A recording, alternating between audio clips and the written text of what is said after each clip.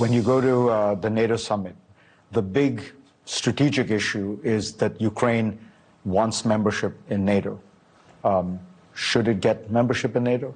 I don't think it's ready for membership in NATO. But it would be an important message to say that NATO is not afraid of Russia. Ukraine should get clear security guarantees while it is not in NATO. And that is a very important point. That was President Biden and Zelensky discussing what will be a central focus of NATO's summit in Vilnius, Lithuania, starting tomorrow.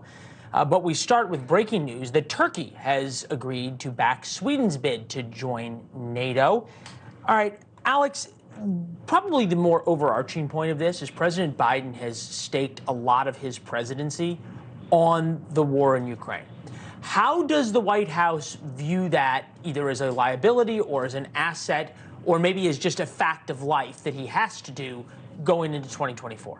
I think when he ran in 2016, he talked so much about how he's a steady hand in foreign policy, and he has the background in foreign policy, and he's not the America First president that we saw out of former President Trump.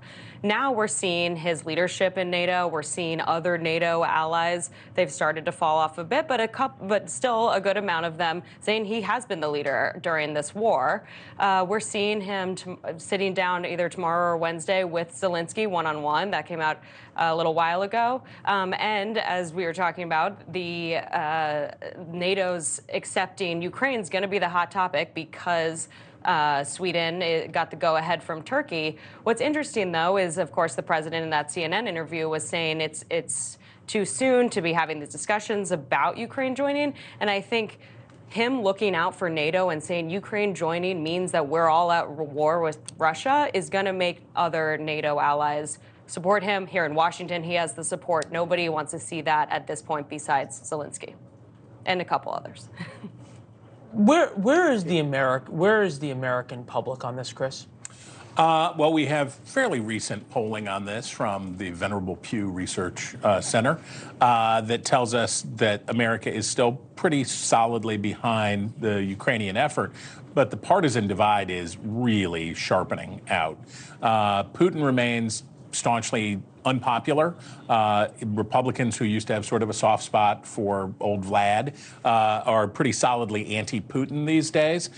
Support for the Ukraine effort has softened a little among Democrats, but has softened substantially among Republicans. I'm looking to see how do the 2024 Republican candidates sort this out. The Republicans have a lot of inventory to move on issues, abortion, on immigration, on fiscal policy, on a bunch of stuff, but this is the one that is a huge divider for Republicans. There are these sharp divisions. I want to see what they do. Huge divider for Republicans and Republican primary voters. Chief, go back to Michigan. Obviously, it's going to be a huge state in 2024. Is this something that people are talking about every day? No. So. The reality is because of the culture wars have just dominated everything. And when you look at cities like Detroit, Flint, Benton Harbor, Highland Park, Michigan, the more kitchen table type issues, and what are interest rates? Can I get a job? What are the schools like that my children are going to?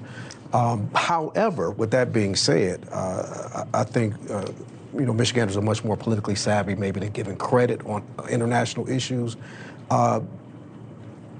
It's maddening to watch the president kind of ease into, well, we're not going to give them cluster bombs, and they give them cluster bombs. We're not going to give them F-16s, and they give them F-16s.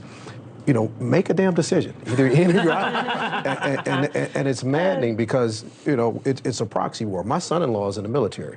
I don't want the United States to be into a full-blown war. But by the same token, if you're going to really embolden Ukraine to be independent and be a standing democracy, then put your money where your mouth is, and not with pejoratives saying that you're not going to give them the weapons they need to fight the war. Thanks for watching. Go to newsnationnow.com to find NewsNation on your television provider.